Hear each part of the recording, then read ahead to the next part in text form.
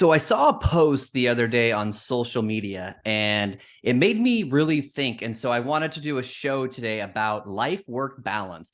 And I want to base the life-work balance around probably the thing that takes people out of balance the most, which is actually showing homes in real estate. So, what happened is I was looking on social media and somebody posted, how do you guys handle work-life balance? And when I saw that, I stopped and I thought about it. And I was like, how do I handle work-life balance? And the first thing that I thought of is just words and the words that we use.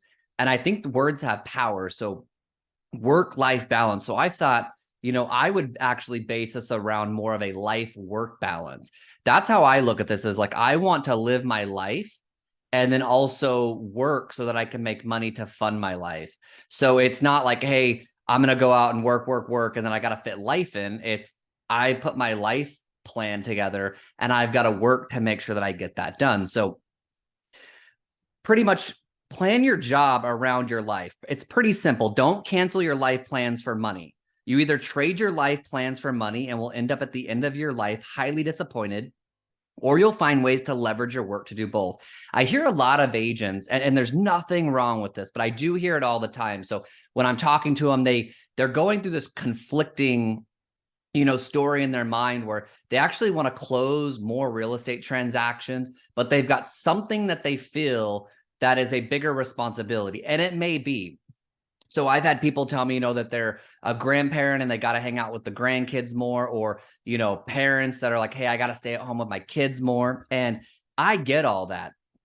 And so that's really the point of this podcast is I want to try to open up people's minds that they can still close a lot of real estate transactions if they just start thinking of the real estate transaction a little bit differently, and that you don't have to be a part of the whole entire deal. So I'm going to take you back to, 2 years ago. And the best way that I can teach is just by telling you stories and just telling you how I've dealt with certain things. So it was about a year and a half, 2 years ago. And I remember being in Huntington Beach. And this is, probably 2 years ago, 2.5 years ago. I was in Huntington Beach and I had, several buyers that I had to show homes to. And I was trying to enjoy the beach and I had several buyers. And so each of those buyers, every day I was there, they need to get into properties. That was in a market where one house would hit the market. You basically had to get out there in the next few hours to even have a shot at it. And so if you have 6 or 7 clients that you're working with and there was one house that was hitting the market, there might be a client in Mesa that needed to see a home, and then North Peoria, and then over in Buckeye, and then in Anthem. If you're not familiar with Arizona, I just said cities that are, all across the map, 45, 50-minute drive. So even if I was in town, that would have been hard to pull off, but I was actually out of state. So that might've been the reason why it was easier, was just thinking it through from being out of state and knowing like, hey, I cannot show these homes, but I still want these clients. I don't want to refer them out to other, realtors. So what am I going to do? So what I would do is when I would travel, I would have what we call, like a showing, showing agents. And so I have there's a showing partner model that I teach, and there's a showing agent model. So at that time it was showing agent. So basically what I did is I had to sit there and think, when I got a buyer, I had to say, what do I have to do to have a help throughout this process? See, I didn't need somebody to show homes for me full time at that time. I just needed help. And I knew going into every situation that I would possibly need help. So I had to structure it up correctly. Now that's where some people go wrong, is they might say, hey, I just got this buyer referred to me, and, over the next week or two, I don't, I've got a clear schedule. I'm good to go. But I would ask, do you have, kids events that you usually have to go to, picking kids up from school, church, date night? There's a lot of responsibilities, even if you feel like you have a clear schedule. So at that time in my life, I had what was called showing agents. So if I got a buyer that was referred to me, I would have a consultation with them. And I would basically set up where I would find several agents in my brokerage that worked that area or lived in that area.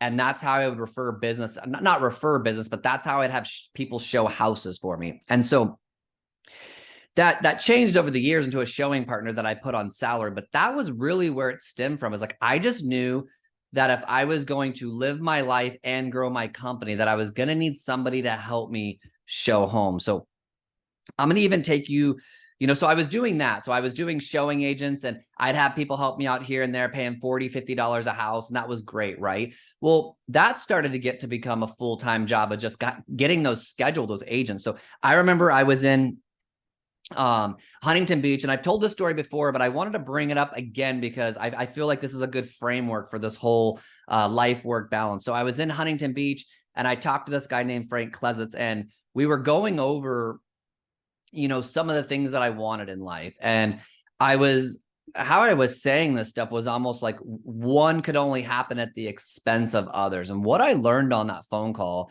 not that he said it directly, but he's really good at asking questions. And what we discovered at the end of the phone call was that you don't have to sacrifice one goal for another. You can actually simultaneously get things done if you're just focused and have the right structure, which I do have. So I remember talking to Frank while I was in Huntington Beach, and I was on the phone with him, and I told him, I said, hey, I don't want to compromise one goal for another. And, and that's what we talked about. And so that's when I realized right there that I could make a lot of money and sell a lot of real estate and still go on vacations.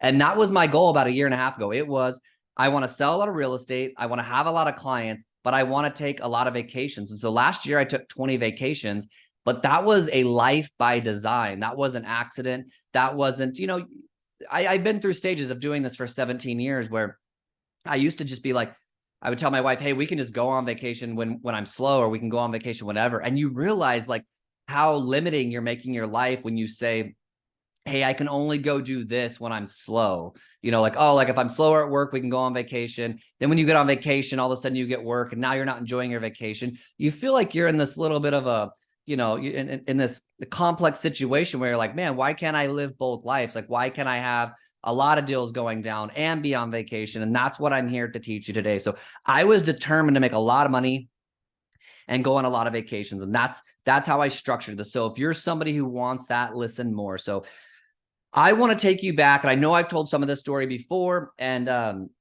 anybody who knows me really directly would know the story, but I want to take you back so that you can feel how this would work. So where it was coming from and where I'm at now. So like I said, it was me taking vacations and needing a showing agent to help out.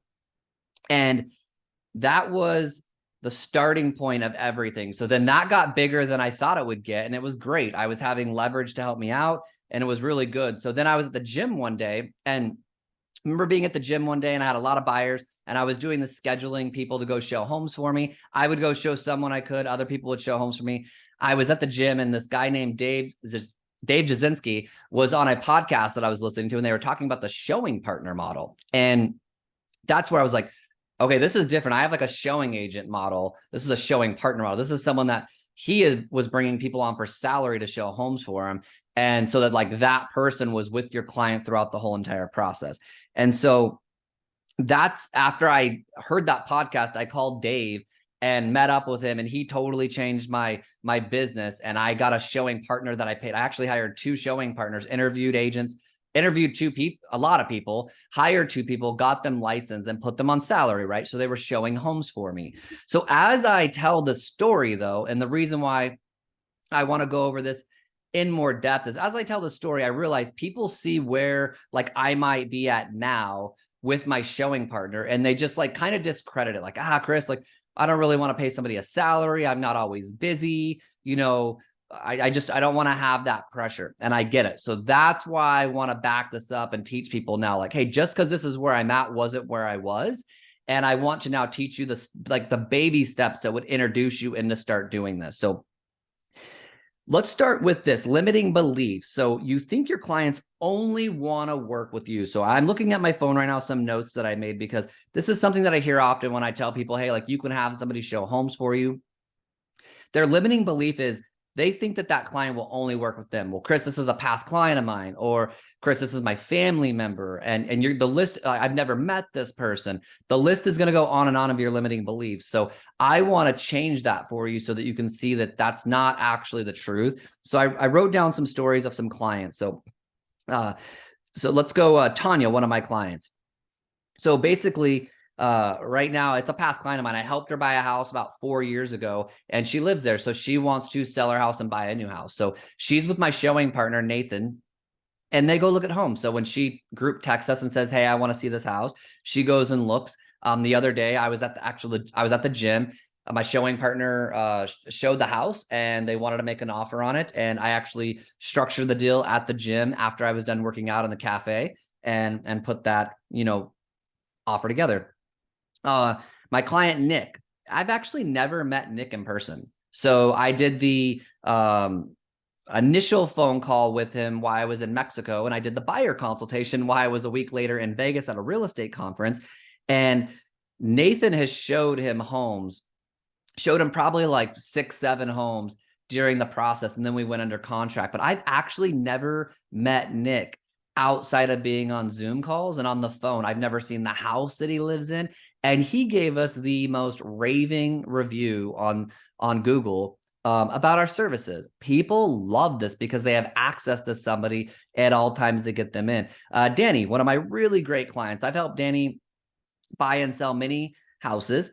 And I've actually, the newest house that he lives in, I've never seen that property either. And Danny still refers me a lot of business. He still will call me again whenever he wants to buy or sell real estate. And I'll probably see his house because I'm his friend in the next, probably year for some type of event. But it just shows you that Nathan was able to get that done.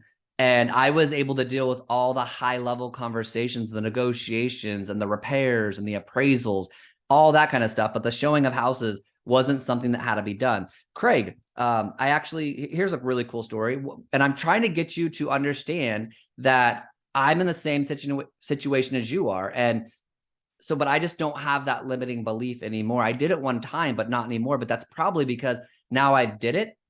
I've executed it, and it's worked out very properly. And it's been really healthy for my company and my life. So let's talk about Craig. So Craig, what the great story about him is, I helped him sell his house and helped him buy a house. And this was about probably 8-9 months ago. And I met him for his listing appointment at his house. But after we got his house under contract, I had let him know that I have a showing partner. And so their house that they live in now, I've actually never seen, but was able to structure the whole entire contract and get them through that whole negotiation. And I've never seen the house. What's the great about this story is he called me about a week ago and said that he needed to sell a property that he inherited. Unfortunate situation that he inherited his sister passed away and he inherited the property. But he thought to call me. And so that just shows you 9 months ago, helped him sell his house, helped him buy a house, haven't seen his house, met him over at his sister's house, talked to him, and I'm selling that property, and he refers me to people as well. So, we were even at his sister's house, we were talking about listing it. They actually told me that they were so thankful for Nathan. They actually asked how he was doing, and they said that he was great to work with. And then they called me to list a property. So it just shows you that this is something that works. It's proven, and that you can do the same thing with your friends, family, coworkers, all that. Another story is Zulila, one of my clients. I sold her house recently. I sold her house and she needed to buy a house. I've never seen the property that she lives in.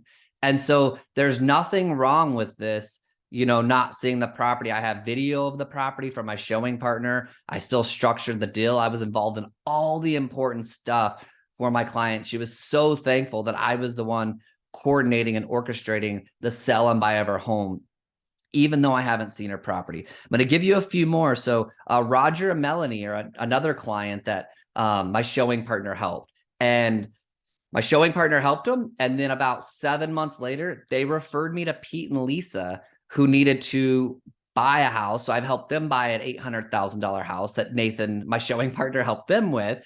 And so the point is I don't like this. The whole point of these stories isn't to sound like I'm bragging. I'm trying to, the limiting belief I hear all the time when I'm talking to agents is, Chris, these clients only want to work with me. And then I'll say, tell me more about that. And they'll be like, it's my friend. And I'm like, okay. Or it's my past client. And I'm like, okay.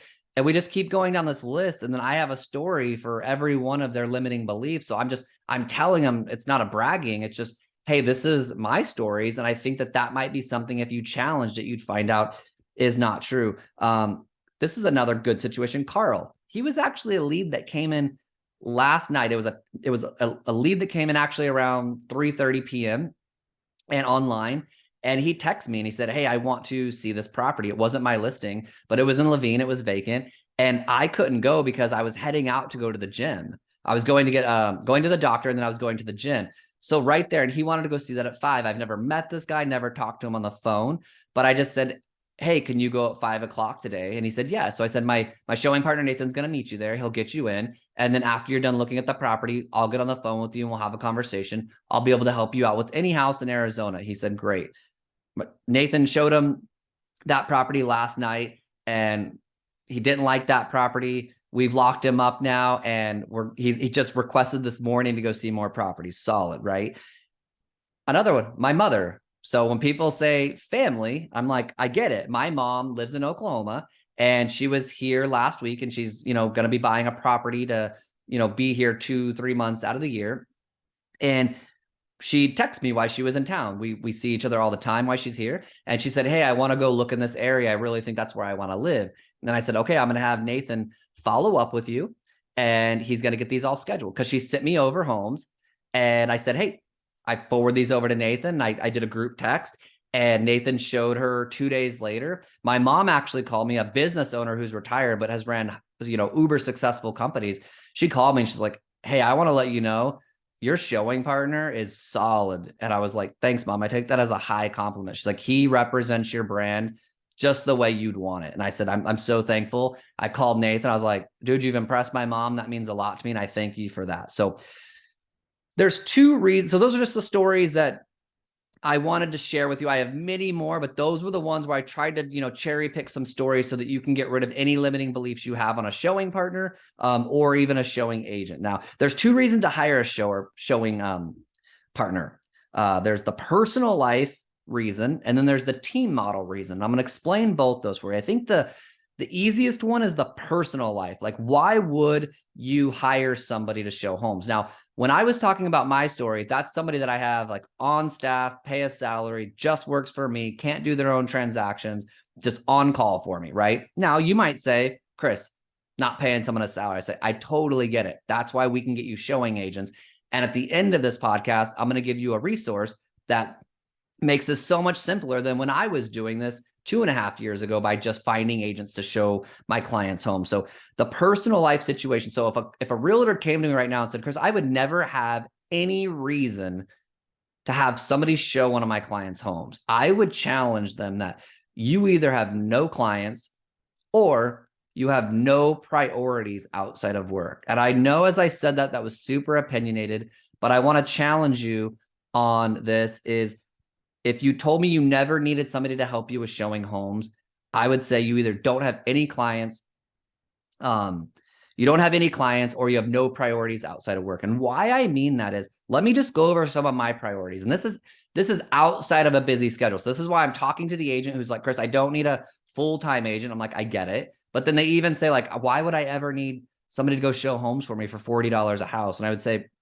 do you have a scheduled date night with your spouse or significant other? Do you go to church or have other important events that you have on like a weekly time that you have to be at or that you want to be at? Do you have kids events? Do you have birthday parties? Do you have picking them up from school, taking them to school? Do you have Saturday football games, t-ball games? Do you have the gym that you like to go to every day at the same time? Do you like to take a day off every week, no matter what, because you deserve it? That's what I'm talking about right there. So like, if you laid out your calendar right now and said, I'm going to go to date night at this time with my wife or, or my significant other, I'm going to go to church, on Saturday morning or Sunday morning, I'm going to go to, the t-ball game on Saturday, and I'm going to go on I'm going to go to the gym every single morning, let's say at 9 a.m. And then the day off, like, let's say you want to take off Sunday and you never want to work Sundays because that's just the way you want your life to be.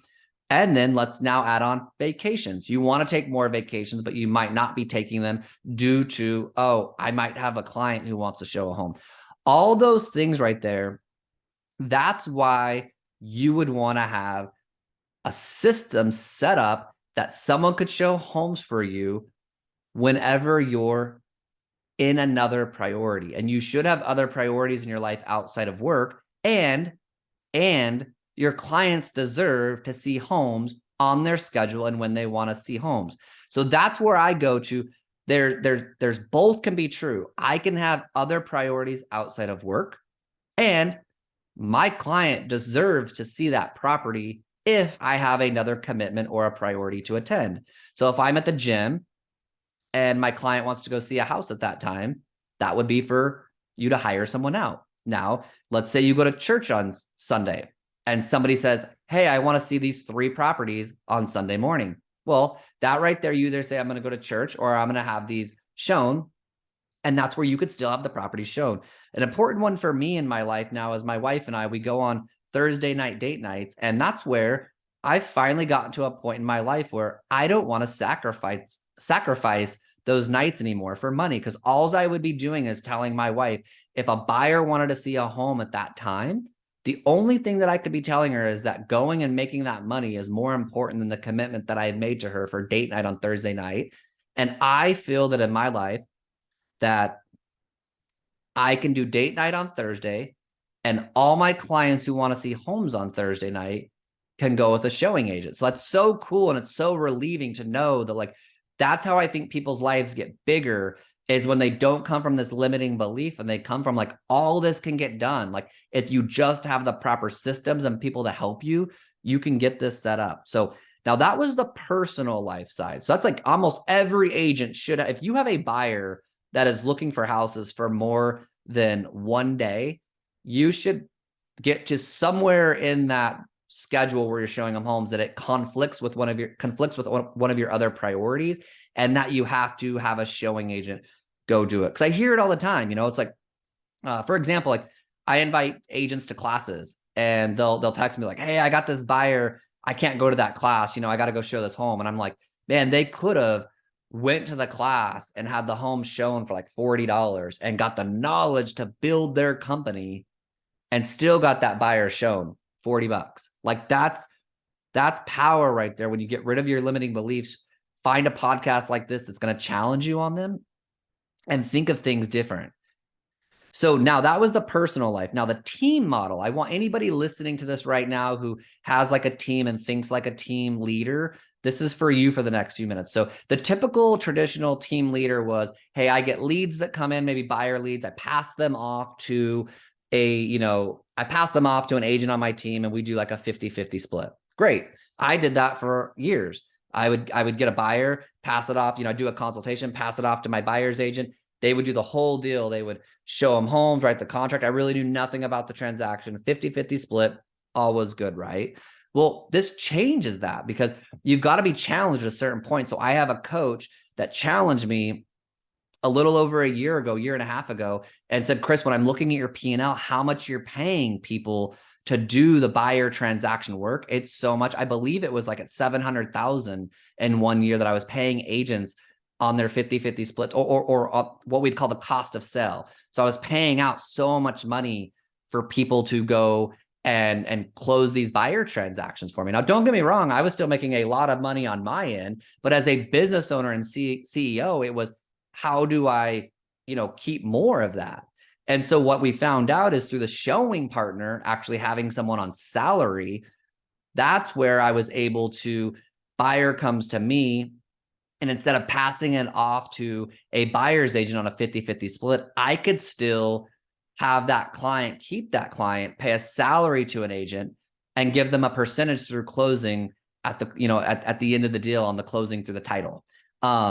So that's where, like, anybody who runs a team right now, let's say you get, 40 buyers a year that come through, like you're paying for leads, you get 40 buyers that come through and you're passing them off to someone else on your team, and you're on a 50-50 split.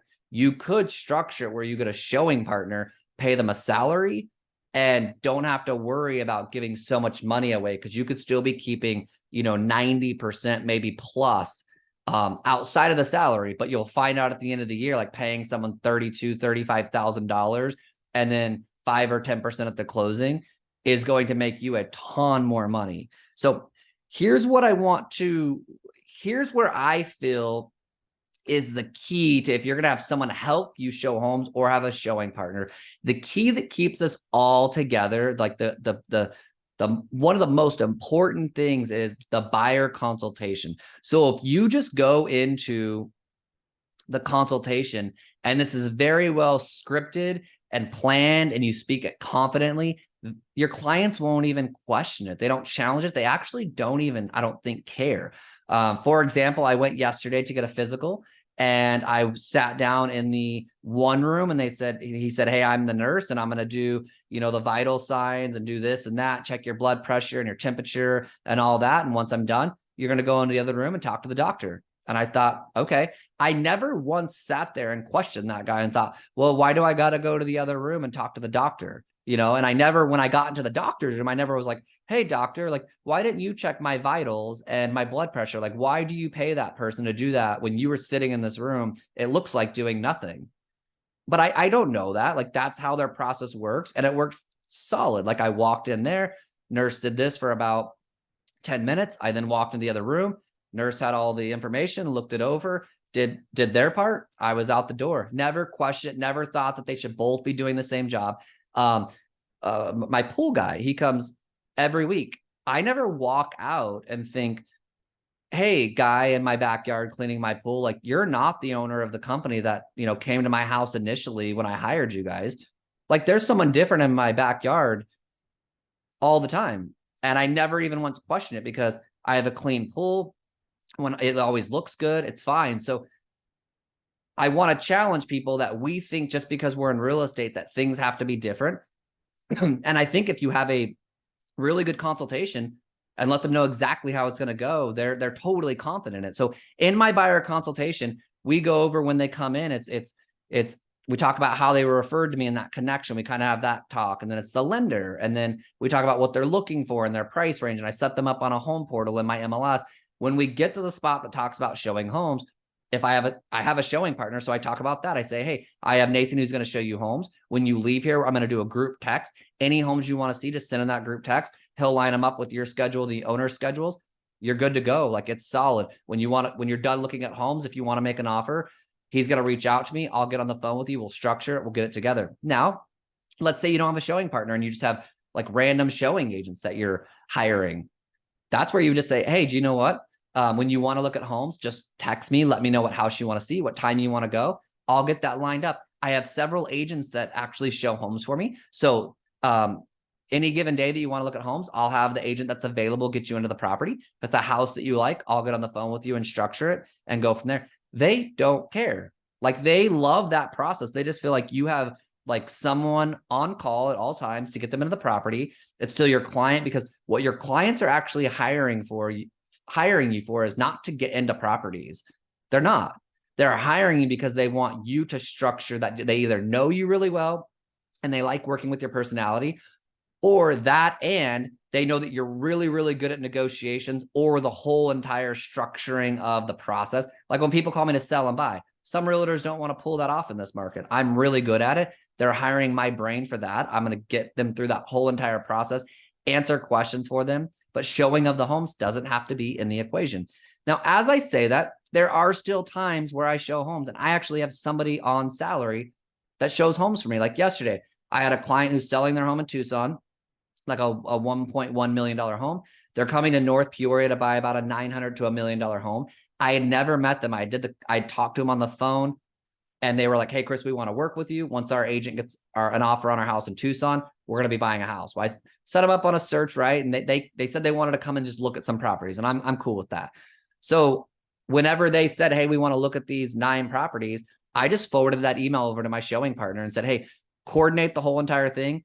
I'm going to that one because I need to meet them, and then just get it all scheduled. So I actually yesterday showed up in front of a house that my showing partner just texted me, walked up, he had the door open, the clients meet up, they drove in from Tucson. We walk in. I didn't do the lock boxes, alarm codes. I don't get the feedback from the realtors. So I just met the clients there, and then I just followed him, just like the buyers are behind me. We went to the next house. I didn't even know where we were going, and we showed them that house. I showed about 4, and then I had to leave to go to a doctor's appointment. And then my showing partner just looked at the next 4 with them. And they text me afterwards and they said, hey, that was really nice to meet you. We really loved talking to you and having conversation. We really enjoyed working with Nathan. We can't wait to get an offer on our property so that we can buy a property in North Peoria. And I was like, that's it. Like, I still had to go meet them that day because I'd never met them. But now moving forward, when they come back again, they'll probably just go to my showing partner and I'll have calls on the phone with them. And that's how I'll still be able to get all the other priorities done in my life. So the key is a solid buyer consultation. So now I want to talk about like, how do you integrate this? So if you're a team right now, like a team leader, and you have a team and you do enough business, reach out to me and I'll talk to you about structuring that showing partner model. That's the most profitable way for me right now with the volume that I personally get referred and closed. But I get it. It's not for everybody. So I want to talk to you about an app that's called Showami. A lot of you probably heard about it. My goal is, if you have not heard about it, it's out there. And if you've heard about it and you're like, I don't know how to utilize it, well, this whole podcast was on how you utilize it. So if you download the Showami app, it's kind of just like the Uber app. Like, you can sign up on the Uber app to be a driver, or you can sign up on the Uber app and say you want to be a customer. Same thing when you sign up on the Showami app, you can say you want to be like the person who's actually showing homes and making money, or you can say you're an agent that needs people to show homes for you. So that's how it's structured, just like Uber or Lyft or any ride service. And so basically what you do is, when a client texts you a home they want to see, you just go on the app, put in the address, and push submit basically. And then somebody who wants that area, they probably live in that area, they'll pick it up, and they'll be the one in the app to say they want it. And then they go show the property for you. You pay them like $39, $40. Showami's probably going to take a piece of that, but that realtor is going to make some money. Showami's going to make a cut, and you're going to have a client that has a property shown. Once you start doing this, the game is over. Like, you will no longer come from this position of, well, like I just heard this recently, like, well, I really want to travel a lot with my husband because my husband's retired. I want to travel with my husband more. So like, I don't really want to get really that busy. And I get it. Like, everybody's at different stages of their career. I'm not questioning where you're at. Like, that's the whole goal of this podcast, is I'm not questioning where you're at. Like, if you have made a goal that that's what you want to do and you don't want to do any more real estate transactions, I'm glad you know where you want to go and that you have a plan.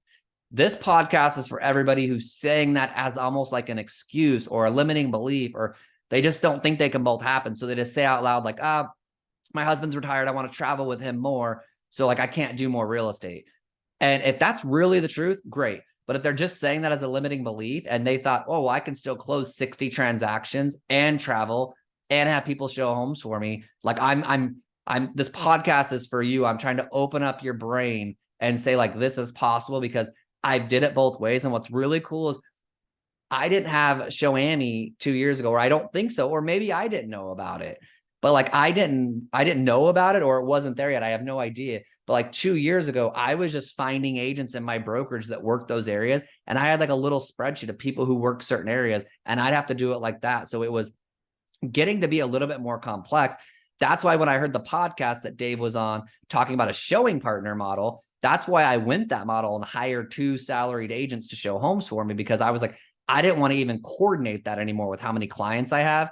Now I look at it and say, if I'd have had the Showami app 2 years ago, I might have just kept going down that direction. You could see where I'd even be keeping more money from the transaction. So that was the goal of today's podcast, guys, was just to, I know if you've been a long time listener, you've heard my showing partner and showing agent model. This one was a really, go back to the whole life work balance. And it was not just about my showing partner model or, using Showami and having agents show homes for you, but it was really like the life work balance. And I want you to go out there and like start putting things in your life that like you're like committed to, that you're passionate about. And you're like, I'm going to church, and I'm going to date night, and I'm going to the gym every day, and I'm doing this, and I'm going on that vacation. And they are dead set. Like, those are a routine that you do because it keeps you together and happy. And then that's your life you planned. And then the work all goes around it. And then that's why when you meet realtors that are, you just look at them like, how are you closing 100+ transactions, and you're taking all these vacations, and you're buying these rental properties, and you're doing that, and you're doing that. And you find out they're just listening and going into rooms where they're being challenged with their limiting beliefs, and they're reconciling them. Like, I am going to a lunch and learn tomorrow where I'm going to be challenged on my beliefs. I've got other masterminds already scheduled this year where I'm going into those to challenge my beliefs. And that's what I try to do when I go to these conferences. Is like, I'm looking for the rooms where somebody's going to bring up something where I'm like, like I never thought of it that way. So that's today's podcast, guys. So I hope you enjoyed it, and I will talk to you again next week.